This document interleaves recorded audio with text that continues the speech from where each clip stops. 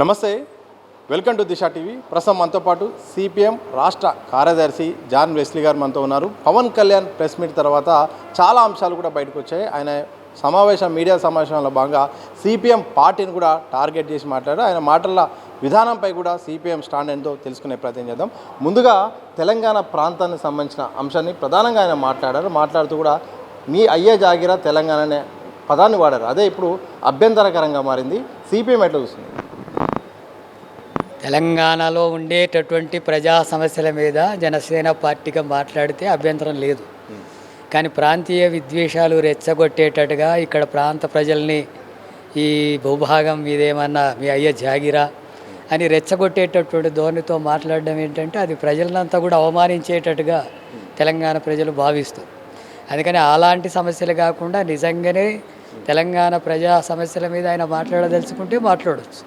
కానీ ఈ రూపంలో రెచ్చగొట్టేటటువంటి పద్ధతిలో మాట్లాడారు కాబట్టి ఆయన ప్రజలందరూ కూడా వ్యతిరేకిస్తున్నారు.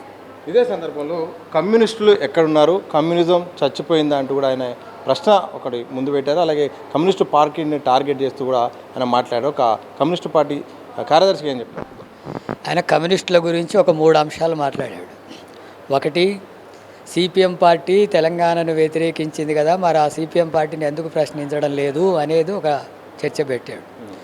సిపిఎం పార్టీ ఈ దేశంలో ఉండేటటువంటి శ్రామిక వర్గాలనంతా సంఘటితం చేసి దోపిడీ రహిత సమాజాన్ని నిర్మాణం చేయడం కోసం దోపిడీ వర్గాలకు వ్యతిరేకంగా పోరాడి శ్రామిక వర్గాల రాజ్యాన్ని స్థాపించాలని చెప్పి ఏర్పాటు చేసుకున్నటువంటి పార్టీ ఇది. అలాంటి శ్రామిక వర్గాలనంతా సంఘటితంగా చేసేటటువంటి క్రమంలో కులం పేరుతో, మతం పేరుతో, ప్రాంతం పేరుతో విడిపోతే ఈ దోపిడీ వర్గాల పాలకులే కొనసాగుతారు, శ్రామిక వర్గాల రాజ్యం రాదు. అందుకనే మనం ముక్కలుగా విడిపోకుండా ఐక్యంగా ఉండి శ్రామిక వర్గాల రాజ్య స్థాపించం అనేటటువంటి లక్ష్యంతో సిపిఎం పార్టీ పనిచేసింది. అంతేగాని ఏదో ఇక్కడ అధికారం కోసమో దోపిడీ చేసుకోవడానికో పవన్ కళ్యాణ్ లాగానో లేకపోతే చంద్రబాబు లాగానో ఇక్కడ ఉండేటటువంటి పాలకులు మాట్లాడుతున్న పద్ధతుల్లో కాదు. అది శ్రామిక వర్గాల సంఘటితంగా ఉండేటటువంటి దాంట్లో ఏ ఉద్యమం ఏ రకమైనటువంటిది ఆటంకపరిచినా ఆటంకం కాకుండా ఐక్యంగా ముందుకు పోవాలనే లక్ష్యంతో చేసినటువంటిది. కానీ పవన్ కళ్యాణ్ ఉద్దేశం అది కాదుగా. అందుకని సిపిఎంకు దానికి పోలిక లేదు. రెండవది, ఈ కమ్యూనిస్టులు అనేటటువంటి సిద్ధాంతం విదేశీ సిద్ధాంతం అని అన్నాడు. విదేశీ సిద్ధాంతం కాదు, మొత్తం దోపిడీ వర్గాలకు వ్యతిరేకంగా పోరాడేటటువంటి సిద్ధాంతం అది. ఏ దేశంలో పుట్టినా ఎక్కడ పెరిగినా మన దేశంలో కూడా ఏదైనా గొప్ప విషయం కనుగొన్నప్పుడు ఇతర దేశాల్లో కూడా అది ప్రభావితం చేస్తుంది. అట్లా ఆ సిద్ధాంతం అనేది ప్రపంచ మానవాళి విముక్తి కోసం వచ్చినటువంటి సిద్ధాంతం. అది ఒక దేశానికి వర్తిస్తుంది, ఇంకో దేశానికి వర్తించదు అనేది కాదు. ఆయన ఒక అజ్ఞానిగా ఉన్నాడు. కమ్యూనిజం గురించి తెలియదు, మార్క్సిజం గురించి తెలియదు. అనేక దేశాలు ఆ బాట నడిచి కమ్యూనిజం బాటను నడిచి విముక్తి పొందినాయి, విముక్తి దేశాలుగా మారినాయి. అలాంటివన్నీ కూడా వదిలేసి ఆయన మాట్లాడుతున్నాడు. అట్లాగే కమ్యూనిజం చచ్చిపోయింది అంటుండు. కమ్యూనిజం చనిపోవడం అంటే ఏంటి? మొత్తం దేశంలో కానీ ప్రపంచంలో కానీ అసమానతలు లేని, దోపిడీ లేని, కుల అసమానతలు, ప్రాంతీయ అసమానతలు, అట్లాగే స్త్రీ పురుష అసమానతలు లేనటువంటి సమాజాన్ని స్థాపించడం అనేటటువంటిది దాని యొక్క మూలం. అంటే కమ్యూనిజం చచ్చిపోయిందంటే అసమానతలు ఉండమని అర్థం, కుల వ్యవస్థ ఉండమని అర్థం, దోపిడీ వ్యవస్థ ఉండాలని అర్థం. మొత్తం 90% పైగా ఉండేటటువంటి శ్రామిక వర్గాలు దోపిడీ గురయ్యేటటువంటి వర్గాలుగా ఉండాలని అర్థం. అందరూ అన్ని రంగాల్లో సమానమైనటువంటి హక్కులు అభివృద్ధిలో భాగం కావాలనేటటువంటి కమ్యూనిజాన్ని చచ్చిపోయిందంటే అర్థం ఆ అసమానతలు ఉండాలనేటటువంటిది మా పవన్ కళ్యాణ్ మాట్లాడుతున్నాడు.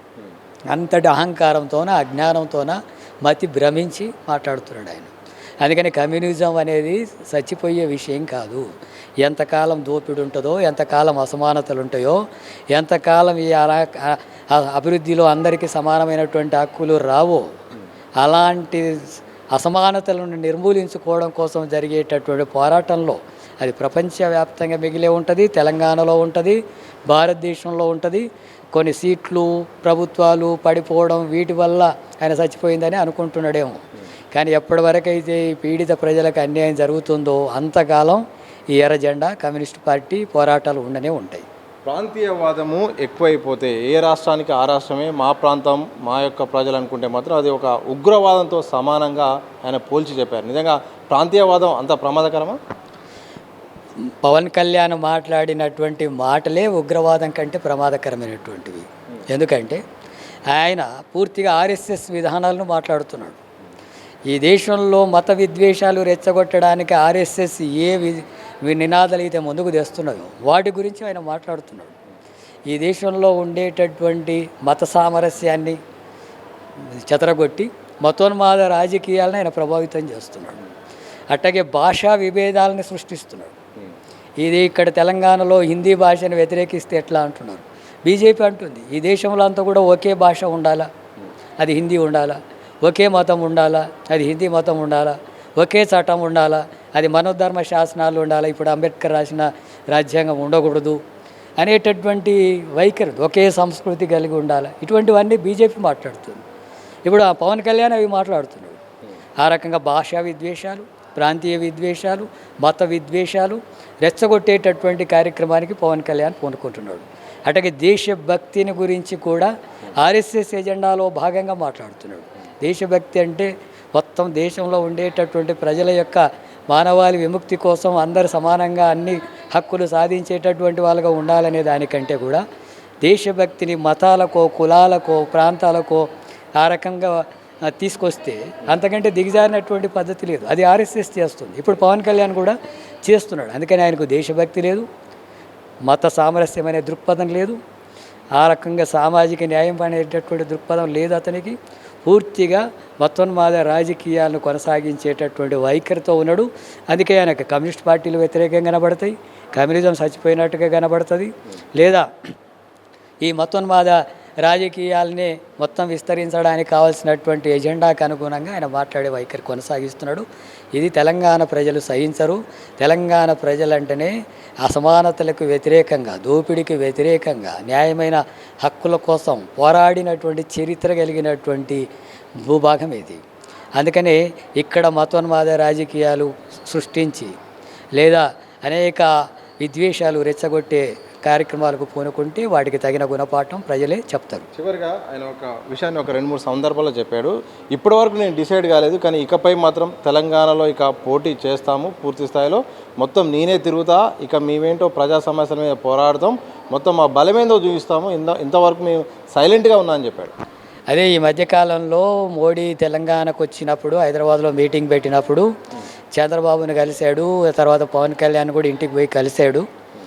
అలాగే వీళ్ళందరూ కూడా కలిసి తెలంగాణలో కూడా ఈ మతోన్మాద రాజకీయాల్ని ముందుకు తీసుకోవాలని చెప్పి ప్రయత్నం చేస్తున్నారు. తెలంగాణలో ప్రజా సమస్యల మీద పోరాడే చరిత్ర ఉంది.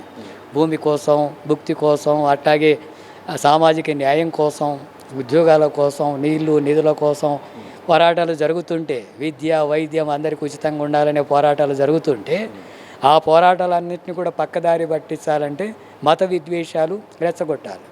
ఆ మత విద్వేషాలు రెచ్చగొడితేనే బీజేపీ అధికారంలోకి రావడానికి అవకాశం ఉంటుంది. ఈ హక్కుల గురించి సమస్యల గురించి మాట్లాడితే బీజేపీ కేంద్రంలో ఉండి ఏం చేయడం లేదు. అందుకని రాష్ట్రానికి వచ్చినా కూడా ఏమీ చేయదనేది ప్రజానీకానికి తెలుసు. అందుకని ఆ ఎజెండాను పక్కదారి పట్టించి మత విద్వేషాలతోన అధికారంలోకి రావాలనే ప్రయత్నంలో భాగంగా పవన్ కళ్యాణ్ ఇక్కడ చేస్తానంటున్నాడు. నిజంగా ప్రజా సమస్యల మీద పరిష్కరించడం కోసం ఆయన పార్టీ ఇక్కడ కూడా పోటీ చేస్తుందంటే చేయొచ్చు, అభ్యంతరం లేదు. కానీ మత విద్వేషాలు రెచ్చగొట్టి బీజేపీకి పావుగా వివరించే పద్ధతే కొనసాగితే తప్పకుండా తెలంగాణ ప్రజలు ఆ పార్టీకి పవన్ కళ్యాణ్కు గుణపాఠం చెప్తారు. ఇది మొత్తంగా మత విద్వేషాలు అయితే మాత్రం తెలంగాణలో రెచ్చగొట్టే ప్రయత్నం చేసి బీజేపీ అధికారంలోకి రావడానికి పవన్ కళ్యాణ్ ఒక పావులా వ్యవహరిస్తున్నాడు. ప్రజా సమస్యల కోసం కోట్లాడితే తప్పకుండా ఇక్కడ పోటీ చేయొచ్చు, ఇక్కడ ప్రజా సమస్య కోట్లాడొచ్చు, కానీ ఇక్కడ కేవలం మతాలే టార్గెట్గా పెట్టుకొని ఒక ఉగ్రవాదిలాగా అజ్ఞానిలాగా పవన్ కళ్యాణ్ అయితే మాత్రం తెలంగాణలో ప్రెస్ మీట్ పెట్టి వివరించారు. అలాగే కమ్యూనిస్టు పార్టీ గురించి కానీ కమ్యూనిజం గురించి ఆయన చేసిన వ్యాఖ్యలు సరైనది కాదు. పీడిత ప్రజలు ఉన్నంతకాలం కమ్యూనిజం బతికే ఉంటుంది, శ్రమ దోపిడీ ఉన్నంతకాలం కూడా కమ్యూనిస్టు పార్టీ పోరాటం చేస్తూనే ఉంటుంది. కానీ కమ్యూనిస్టు పార్టీ పట్ల ఆయన యొక్క అక్కసు వెళ్ళగట్టాడు తప్ప కేంద్రం ముసుగులో అయితే కొనసాగుతుంది తప్ప కేంద్రం ఆయన వెనుకుంది, బీజేపీ కోసం ఆయన పనిచేస్తున్నట్టు చాలా స్పష్టంగా అనిపిస్తుంది. తెలంగాణ ప్రజలైతే మాత్రం ఆయన ఎన్ని ప్రయత్నాలు చేసినా మాత్రం ఇలాంటి భావోద్వేగ ఒక మతాన్ని ముందు పెట్టి అలాగే దేశం అంటూ కూడా ప్రాంతాన్ని తక్కువ చేసి చూస్తే మాత్రం ఇక్కడ ప్రజలైతే మాత్రం ఆయనను తిరస్కరిస్తారు. ఆయన వ్యాఖ్యలు అయితే మాత్రం ఎవరు కూడా ఆహ్వానించదగినవి కాదని కూడా జాన్ వెస్లీ తెలంగాణ రాష్ట్ర సిపిఎం పార్టీ కార్యదర్శి చెప్పిన సందర్భం అయితే మాత్రం కనిపిస్తోంది. వీడియో జర్నలిస్ట్ మసూన్తో సతీష్ దిశ టీవీ హైదరాబాద్.